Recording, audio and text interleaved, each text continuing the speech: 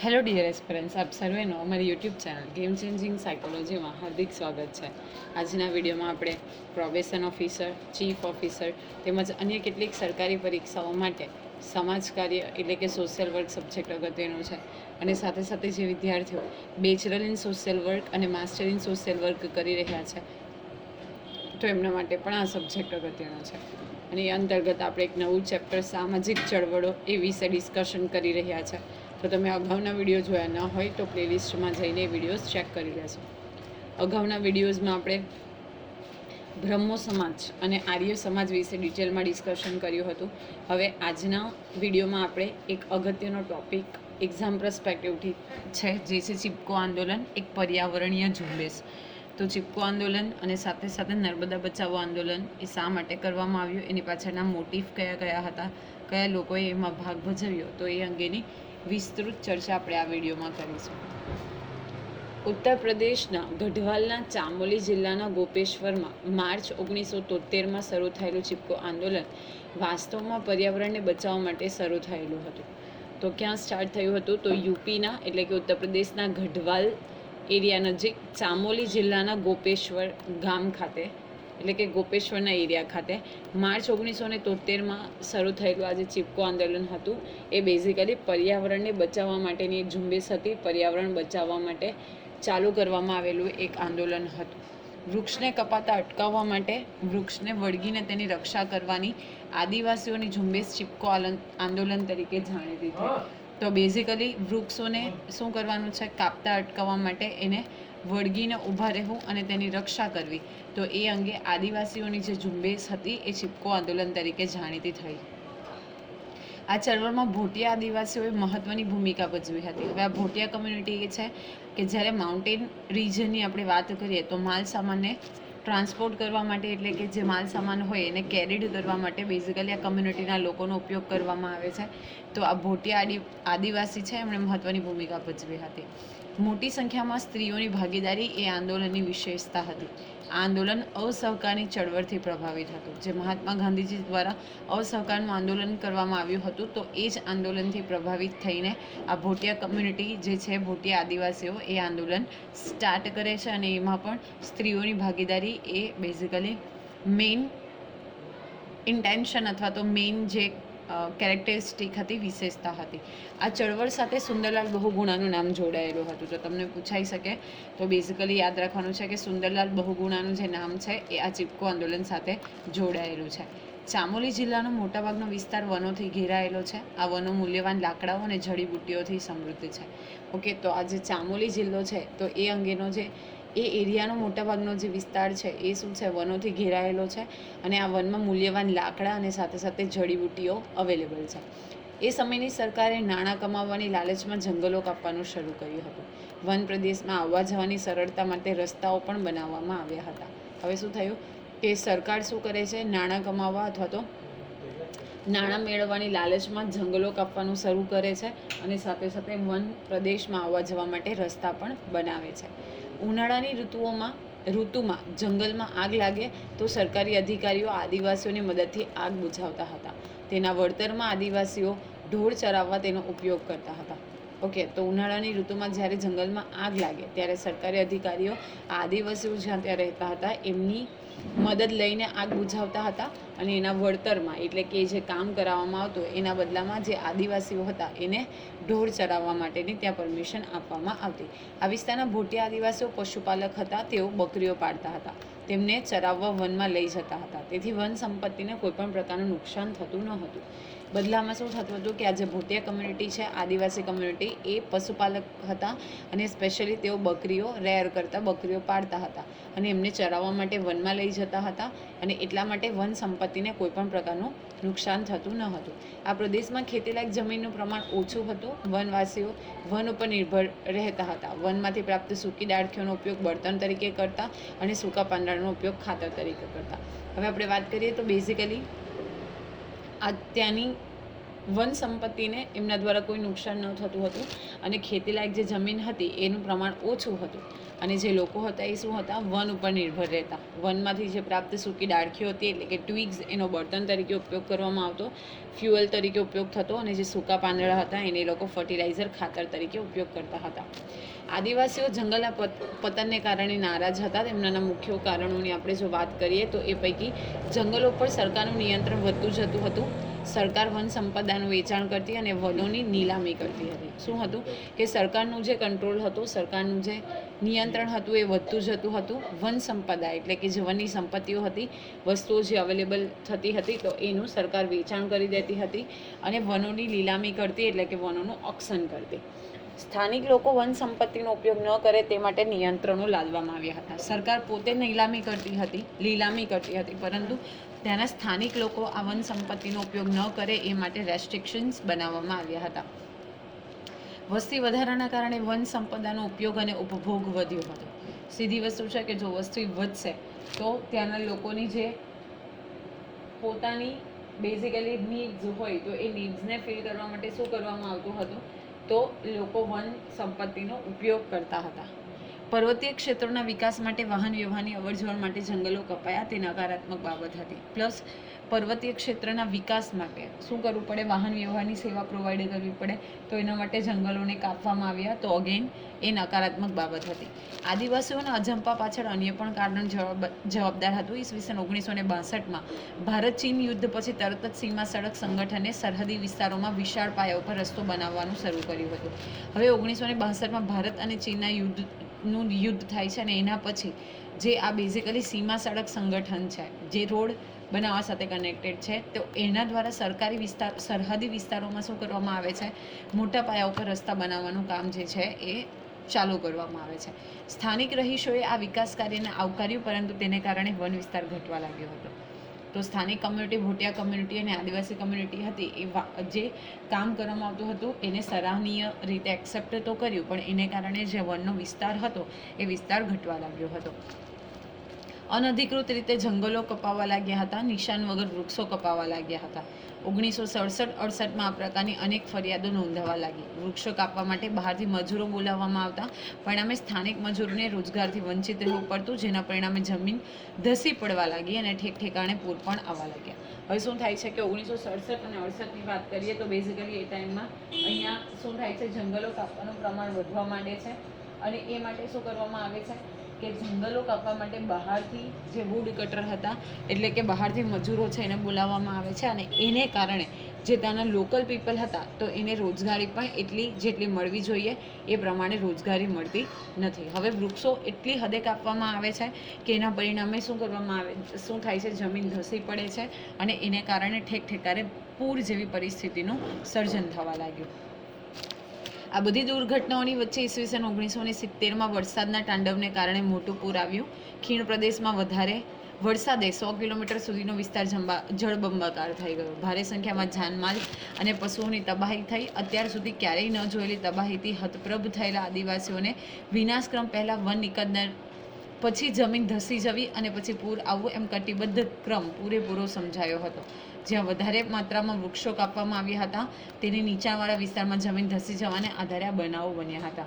શું થાય છે કે અત્યાર સુધીનો જે રેકોર્ડ હતો એ એરિયામાં કે 1970 સુધી ક્યારેય એટલો બધો વરસાદ થયો ન હતો, પરંતુ 1970માં 100 કિલોમીટર સુધીનો જે વિસ્તાર હતો એ વધારે પડતા વરસાદને કારણે જળબંબાકાર થઈ જાય છે. મોટી સંખ્યામાં જાનમાલ અને પશુઓની તબાહી થાય છે અને ત્યાર પછી લોકોને સમજાય છે કે પહેલાં શું કરવામાં આવ્યું, જ્યાં વૃક્ષોનું નિકંદન કરવામાં આવ્યું એટલે કે વૃક્ષોને જળમૂળથી ઉખાડી દેવામાં આવ્યા, ત્યાં જમીન ધસી ગઈ અને પછી પૂર આવી. તો એ સંભાવ જે આખી ક્રિયા છે એ એકબીજા સાથે સંકળાયેલી હતી અને એટલા માટે એ લોકો હવે શું બને છે, અવેર બને છે. ચામોલી જિલ્લાના સહકારી સંગઠન દશોલી ગ્રામ સ્વરાજ સંઘે આ મુદ્દો ઉપાડી દીધો હતો. તો આ એક અગત્યનું છે કે આ ચીપકો આંદોલન જે છે એ અંગેનો વિરોધ કરવા માટે કયું જે સંગઠન છે એ બહાર આવે છે, તો દસોલી ગ્રામ સ્વરાજ સંઘ છે એ આ વિશે વિરોધ કરે છે. આ સંઘનો મુખ્ય હેતુ સ્થાનિક કક્ષાએ રોજગારી ઊભી કરવાનો હતો. વિરોધ કરવા છતાં પણ ગુંદરના એકમો સ્થાપવામાં આવ્યા હતા. કૃષિ સંસાધનોનું ઉત્પાદન કર્યું હતું. આયુર્વેદ દેશી દવાના સંગ્રહ અને વેચાણની વ્યવસ્થા ગોઠવવામાં આવી હતી.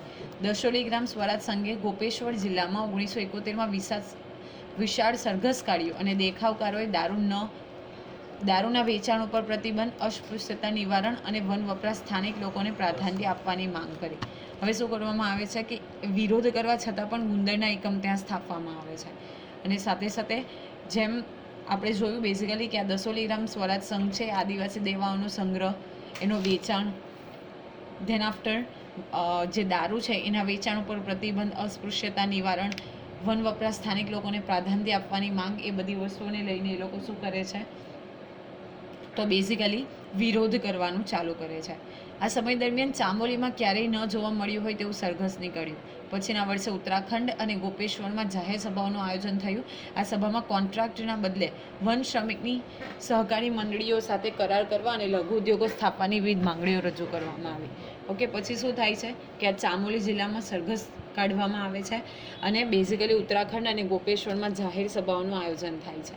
અને જે વન શ્રમિકની સહકારી મંડળીઓ છે એની સાથે કરાર કરવા અને સાથે સાથે લઘુ ઉદ્યોગો એટલે કે સ્મોલ સ્કેલ ઇન્ડસ્ટ્રીઝ છે એ સ્થાપવા માટેની વિવિધ માંગો જે છે એ કરવામાં આવે છે. આ સમય દરમિયાન દસોલી ગ્રામ સ્વરાજ સંઘે ઈસવીસન 1973માં શરૂઆતમાં કૃષિ સાધનો બનાવવા માટે એશના વૃક્ષો ફાળવવા વિનંતી કરી. વન વિભાગે આ માંગણીને ઠુકરાવી દીધી અને એશના વૃક્ષોના બદલે તદ્દન બિનઉપયોગી એવા ચીડના વૃક્ષો ઉપયોગમાં લેવા માટે કહ્યું. અને આ જ સમય દરમિયાન ગોપેશ્વરથી થોડે દૂર માંડલ વનોમાં સાયમન્ડ્સ કંપનીને એશના વૃક્ષો ફાળવી આપવામાં આવ્યા હતા. હવે બને છે એવું કે 1973ની શરૂઆતમાં કૃષિ સાધનો બનાવવા માટે ઓકે હળ છે, પછી જે વીપન્સ છે અથવા તો ટૂલ્સ જે છે લાકડામાંથી બનતા હોય તો એના માટે લોકો વિનંતી કરે છે એશના વૃક્ષો ફાળવવા, એટલે કે પોતે એશના વૃક્ષો માટે ડિમાન્ડ કરે છે. પરંતુ જે વન વિભાગ છે એ આ એશના વૃક્ષો ફાળવવા અંગેની જે વિનંતી હતી એ અને માંગણી હતી એને ઠુકરાવે છે અને એની બદલે તદ્દન બિનઉપયોગી એવા ચીડના વૃક્ષો જે છે એ ઉપયોગમાં લેવા માટે કહે છે. પરંતુ બીજી બાજુ એવું બને છે કે ગોપેશ્વરથી થોડી દૂર માંડલના વનોમાં સાયમન્ડ્સ નામની કંપનીને આ એસ વૃક્ષ છે એનો ઉપયોગ કરવાની પરમિશન આપવામાં આવે છે. આવા હહળતા ન્યાયના વિરોધમાં સંઘે ગોપેશ્વર અને માંડલમાં બેઠકોનું આયોજન કર્યું. આ ચર્ચામાં બે વિકલ્પો આવે છે. એક, લાકડા લઈ જતી ટ્રકોની સામે સૂઈ જવું અને બીજું કે ભારત છોડોમાંથી પ્રેરણા લઈને ગુંદર અને લાકડાના ડેપો સળગાવી દેવા. હવે શું થાય છે કે લોકો વિરોધ કરે છે અને બે વસ્તુ જે છે એટલે કે બેઝિકલી બે ટોપિક જે છે એમની સામે આવે છે. એક જે છે એ જે આ લાકડા કાપીને લઈ જતી ટ્રકો છે તો એની સામે સૂઈ જવું જેથી કરીને એને અટકાવી શકાય, અને બીજું કે ભારત છોડો આંદોલનમાંથી પ્રેરણા લઈ અને જે ગુંદર અને લાકડાના ડેપો હતા જ્યાં લાકડા સ્ટોર કરવામાં આવતા હતા તો એ ડેપો સળગાવી દેવા. જેવી રીતે ઉત્તર પ્રદેશના ચોરી ચોરા ખાતેની ઘટના બને છે તો એ ઘટના આ લોકો સંભાવ અહીંયા કનેક્ટ કરે છે. આ બંને વિકલ્પો સંતોષકારક ન જોવા મળતા એવામાં ચંડીપ્રસાદ ભટ્ટ જે છે એ આપણે એવું કહી શકીએ કે એના મેઇન લીડર હતા. એને પોતે એવો વિચાર આવે છે કે વૃક્ષોને વળગી રહેવામાં આવે તો કેવું સારું, અને આ રીતે ચીપકો આંદોલનનો જન્મ થયો. ઓકે, વૃક્ષોની આગળ જ ઊભા રહી જવું જેથી કરીને ત્યાં જ વૃક્ષોને કાપતા અટકાવી શકાય એવું સજેશન આપવામાં આવે છે. માંડલના મુખીની આગેવાની હેઠળ આદિવાસીઓએ પેટ ચીરાઈ જાય તો પણ વૃક્ષને ચીપકીને જ રહેવું એવો સંકલ્પ કરવામાં આવ્યો. હવે આ ચંડીપ્રસાદ ભટ્ટ છે એ માંડલના મુખી હતા તો એમની અધ્યક્ષતામાં લોકો એવું નિર્ણય કરે છે કે પેટ ચીરાઈ જાય તો પણ કશું નહીં, પરંતુ વૃક્ષને ચીપકીને ઊભું રહેવું જેથી કરીને આ વૃક્ષોને કટ કરતા કાપતા અટકાવી શકાય. આમ ચીપકો આંદોલનના મંડાણ થયા. ચીપકો આંદોલન શરૂ થાય એ પહેલાં જ સાયમન્ડ્સ કંપની સ્થપાઈ ચૂકી હતી. હવે આપણે જોયું કે આ જે માંડલના વનો છે એમાં સાયમન્ડ્સ કંપની આજે એશના વૃક્ષો હતા તો એ કાપતી હતી અને એનો બિઝનેસ કરતી હતી. એટલે ચીપકો આંદોલન શરૂ થાય છે એ પહેલાં જ આ સાયમન્ડ્સ કંપનીની સ્થાપના થઈ ચૂકી હતી. રેની ગામમાં ખેતીનો સ્થિર વ્યવસાય કરવા માટે વિચારાતું ગોપજીવન છોડીને આવેલા ભોટિયા વસતા હતા. દસોલી ગ્રામના વિસ્તારમાં 2500થી વધારે વૃક્ષોને કાપવા માટે તેમના પર નિશાન કરવામાં આવ્યા હતા. તો આ કંપની એસ્ટાબ્લિશ થઈ ચૂકી હતી તો દસોલી ગ્રામ વિસ્તારમાં 2500થી વધારે વૃક્ષોને કાપવા માટેની શું કરવામાં આવે છે કે ડિસાઇડ કરી દેવામાં આવે છે.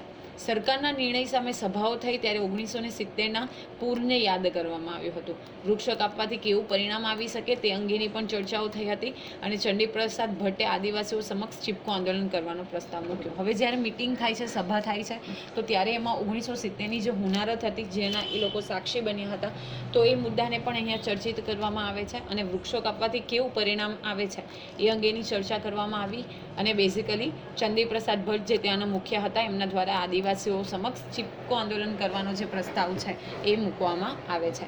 વૃક્ષો કાપવાનો કાર્યક્રમ 1974ના માર્ચ મહિનાના છેલ્લા અઠવાડિયામાં રાખવામાં આવ્યો હતો. આ પહેલાં એક પ્રચંડ સરઘસ યોજાયું હતું.